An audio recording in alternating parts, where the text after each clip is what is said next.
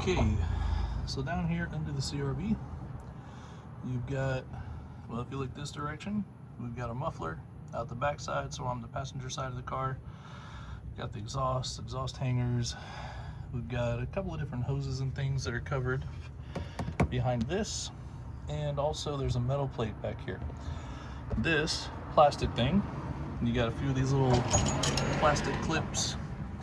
If you have one of these, thanks to my son, we have one. You just pry this up into here. You'll see on these clips, they've got little notches on them. You pry it down in there to get it to pop loose. Put the fork under it. Kind of work it back and forth a little bit so you can get the whole thing in. And I'm at a funny angle, so this isn't going as smoothly as I might like it to. And then it just pops this whole clip out. And you can pull them out the rest of the way, set it into a container. So it's got a couple of these. I've got one, two back there, another one is down here, and then there's going to be two 10mm bolts underneath holding this metal clip up.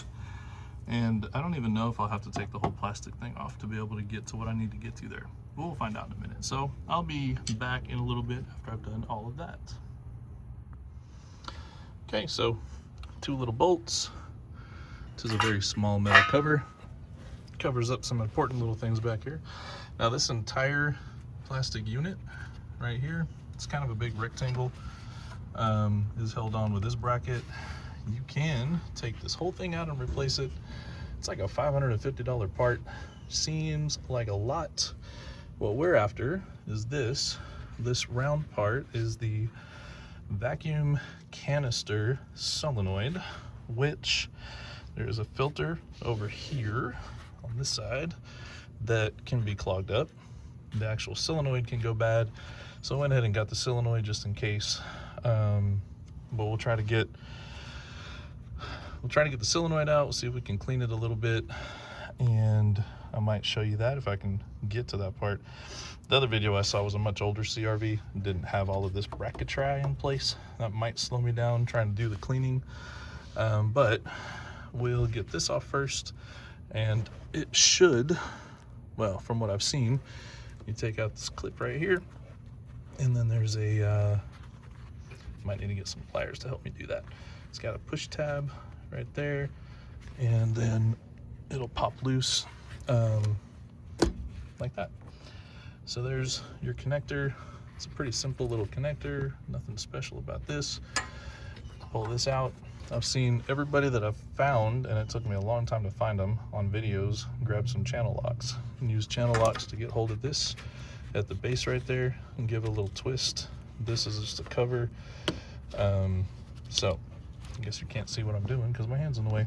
Let me work on that and I'll be back. All right, so FYI, there are 3 10mm bolts that hold that end of the plastic piece in place, and then there are 4 plastic retaining clips, I guess you would want to call them, that pop in different places around this end, and then one on either side. So you want to pull those out, and then you'll be able to easily get to this 10mm nut right here. I mean bolt, this 10mm bolt here, and then this little metal piece will be out of the way, and I'll show you that in just a second. We'll see if we can get it to start. Oh, started up okay. That's nice. So the check engine light is on, and this is the other thing that's weird about it. Sometimes it'll start just fine. Sometimes it won't. Yesterday it stopped on my wife 3 times in a 5-minute drive. So, by the way, if you don't have an OBD2 scanner and you have a vehicle that's newer-ish, you need to grab one. It's 30 bucks, maybe less now. You can even get ones that have like the apps, the Bluetooth. They have different ways to connect to the internet and download specific codes for you. We've had this one for a long while. It's super efficient, helps us a ton. So codes found 2. It's the same codes all the time.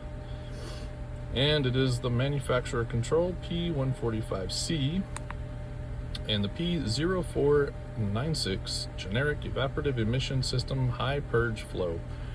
Now, You can do all the Googling in the world on these, and they always come back and tell you that it's your, what are they called? The purge control valve that's in the inside of the engine.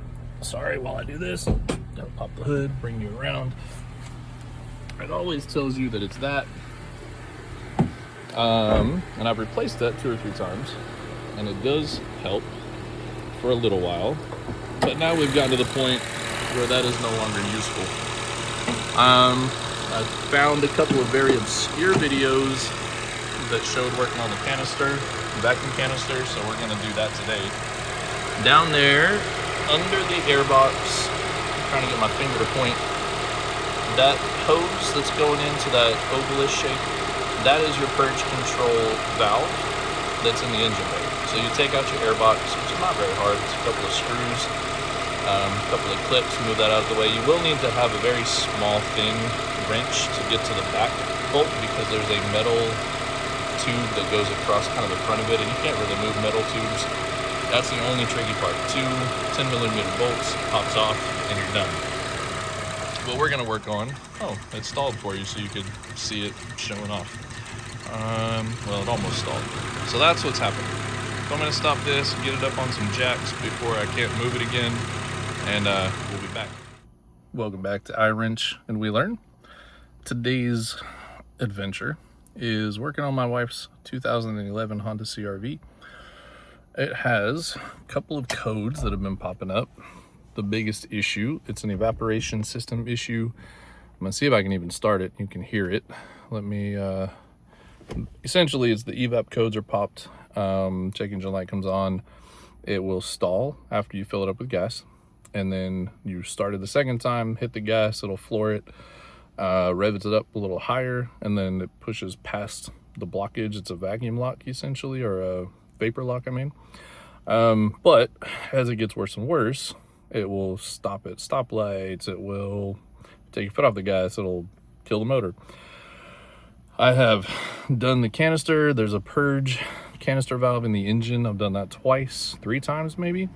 And after doing a lot of research, which is what I do on iWrench and We Learn, I saw that there's a, it's a vacuum canister solenoid in the back, which I was able to locate, but I had the wrong part last time.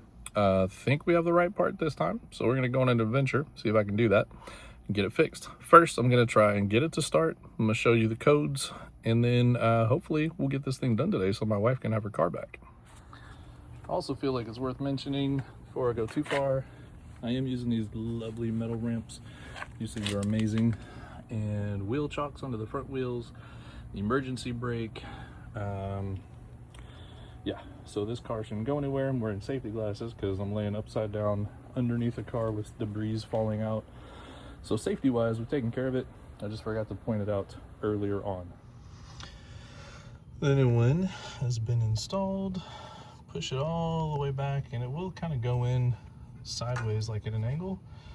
And as you push it farther and farther in, it straightens itself out to where it sits flat, and then the clip, the little plastic outer piece clips into place. I did use the channel locks to kind of grab and give it a little extra twist. I couldn't quite twist it all the way by hand. So then we'll take our clippy clip, put it back into place. This was facing this direction, so we will clip that on. I did go ahead and put the air hose back on, vent hose. So everything has been reinstalled. Everything appears to be all completely tightened up, and I will go reattach the battery and we'll try firing it up. Naturally, I managed to come loose a little too fast, you know, so you can actually see it happen. But I was correct. Twist it to the left, pull it straight back. All it is a couple of seals in there. And there's a couple of notches in the plastic down there that are holding it into place. So that housing has some notches, and as you twist it, the groove on the underside of this is what forces it out. It is just a canister with a couple of seals in it, so I'm gonna clean it up a little bit. The other thing I saw in another video was that If you look down there, that filter can get a little clogged. I did pull this air hose off. It is well, it's a vacuum line going up to the tank. That can get a little bit of clog in it. So I am going to get my air compressor and I'm going to just shoot a little bit of air down in there, help clean up a little bit, make sure there's no debris in that. Not gonna go crazy with it because I don't have access to the filter proper, or a new filter, and I don't want to take that whole box apart, and I don't want to break it, so I'm not going to hit it with too much air, but a little bit, just to try to make sure everything's flowing correctly, and then we'll pop the new one in. Ladies and gentlemen, in a shocking twist to nobody who's ever worked on a car, this up here that I didn't want to replace turns out to be bad now that I fixed everything else. It was audible. You could hear it sucking air through it. Well, made it easy to figure it out. The fixing of the part in the rear made the part in the front much worse. I'm pretty convinced both things were quite bad. Had this problem for a couple years now, so we're gonna get it all fixed today, so buckle up. All right, back in the car. Battery's connected, let's see what happens. Check engine light turns off automatically because I disconnected the battery. That's not a thing. Yes, I know my oil life is low. That'll be a thing later. I want my radio to stop turning itself on. Just put it on mute. So far, so good. It's idling smoothly. I guess we'll give it a second. Come back in a minute. As I mentioned before, this is also fairly easy. You're gonna undo this worm clamp right here, worm style clamp, I call them that. You would also want to unplug the mass airflow sensor there so it doesn't get yoinked around. It's got a nifty clip holding it in place back there, which will probably pop out in a minute. It's not easy to do all this with one hand. Then I will also unscrew this end down here so we can remove this portion of the intake hose. Hold on a sec. Yes, I did also disconnect the battery. Things I forget to show you. Okay, new part, vacuum canister solenoid. Power makes this diaphragm retract and expand, lets the gases out, or the fumes of the gases out that are making your engine have a hard time. It does, looking at these fittings right here, have a little bit of a twist, locks it into place. And then this little cap really is just a little cap. So when I do put the channel locks on, this cap just sits on it like that. So I can get hold of that and give it a twist. It'll loosen it. Of course, I'm not sure which direction. It looks like I want to turn it that way to pop it loose. I don't know. We'll get that part figured out in just a minute. So I kind of lied. I thought those were 10 millimeters. They're 8 millimeters. This little guy has become my secret sauce for this job. I had to actually go buy it separately one day just to get this done. It's got kind of a funky open box end. You can get it on.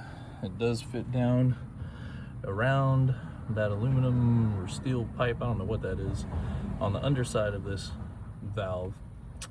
So I got that done, got that off. Now I gotta go grab my pliers, take those two hoses off, and then I can disconnect the connector, and then we put the new one in. It was once I looked at all of this mess, I remembered I've never taken that bottom part of this out. Take out the air box. It has 4 clips right there, there, there, and there. And then what we're going to be removing would be, where did he go? There he is, right in the center of the screen. This guy right here. So 2 clips. There's a hose down there at the bottom, hose here at the top. Take the clips off, pull that out. Throw your purge valve on there. And, oh, and there's one clip right here to take. That's it. Pretty easy, 10 millimeter bolts. Again, you do want to get some nice fun little small sockets to reach that, but that's all there is to it, technically. All right, ladies and gents, here it is. And I don't know if you'll be able to hear it. Not with the wildlife going on, but when you shake it, it sounds like some rocks. Not supposed to do that. Let me go grab the new one. All right, both the 8 millimeters are back in. Using my special little wrench, put the clamps back on the hoses, put the clip back down, double checking it is seated all the way. So that part's done. Throw your air filter back in, because it'd be kind of awkward to forget that step. And then you can bring your air box back over. It's gotten late enough, because I started this in the evening, that sunlight has decided to start going away. So you get your air box back down roughly where it belongs, and you can find out real quick if you have it lined up right with the eyeball test, but also because the clips will clip or not. So that appears to be stubborn. That one's good. Good. And then there's one more in the back. Oh, it's not in the back, it's right here. Plug in your mass airflow sensor. Put that clip back in there. This is all good. I never disconnected that. Tighten that back up. We will tighten this guy back down.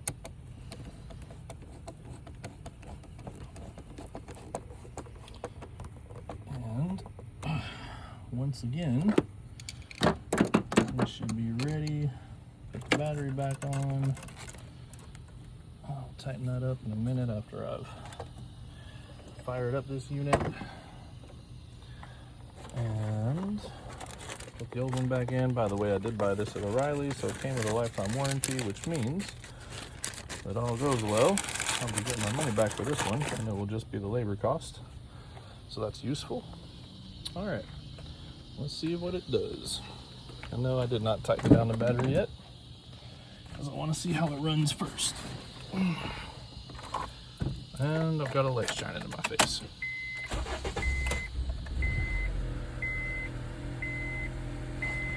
And it's wanting to make focus really hard to do. All right, well, there goes the radio again. I guess I should have turned that light off. At the moment, it's running just fine. And guess we'll be able to know for sure soon. Oh, I did tell you, but before, when I was giving it just a little throttle blip like that, you could actually hear the air flowing through that purge valve, just whoosh, whoosh. It sounded like a cool turbo blow-off valve, except it's not supposed to do that. So we'll see what happens. All right, friends, this is the end of this episode of iWrench and We Learn. All I have left to do is get back underneath, put all the plastic clips back in, put those bolts back in. Everything's buckled up. It's been idling a couple minutes now, hasn't stalled out. Last time it stalled out pretty quickly after I stopped recording. Turned the AC on, letting it idle some more. I'm not gonna idle it too long, because by golly, I don't want to get burnt by the exhaust when I put those covers back on. That's all you're gonna miss. You gotta put some plastic covers and a metal cover up, and we're done. Thanks for watching. Hope you enjoyed it. If you learned something, man, give me a like and a subscribe. Just having a good old time using regular tools as a regular old boy with the internet. Thanks.